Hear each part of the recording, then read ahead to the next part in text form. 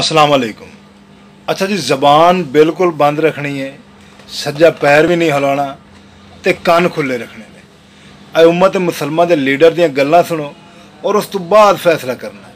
ये उम्मत मुसलमान का लीडर है या किसी होर मिशन ते। मेरा ईमान नहीं था अल्लाह में। अल्लाह को हिदायत करता हूँ। अगर अल्लाह ने मुझे दोज़ख में भेज दिया, मुझे गर्मी नहीं लगेगी। गलती से उसने मुझे इंसान बना दिया। मैं अपने नबी सल्लल्लाहु अलैहि वसल्लम की जिंदगी, उनकी सीरत से आपको भी आजाद करूं। जो अल्लाह ने 1,40,000 पैगंबर भेजे थे दुनिया में, हज़रत ईसा का तो हिस्ट्री में जिक्र नहीं है। मैं समझता था कि अल्लाह मुझे भी एक मुश्किल वक्त से गुजार रहा है, मेरी तैयारी करवा रहा है, जिस तरह उसने नबी की तैयारी करवाई। मेरी जान ना चली जाए, मेरी नौकरी ना चली जाए, ये सब शिर्क है मेरी नजर में। जब नमाज के बाद ईद मिले तो कान में कहे हकीकी आजादी की जंग लड़नी है हमने। पूछेगा अल्लाह आपसे, क्या आपने एक इम्पोर्टेड हुकूमत के खिलाफ जद्दोजहद की? सारी कौम को मैं आज कह रहा हूँ कि हम सब निकलेंगे। अभी से आप अपनी तैयारी करें, क्योंकि अब अगर हम ना निकले तो और छोड़े, अल्लाह माफ नहीं करेगा हमें।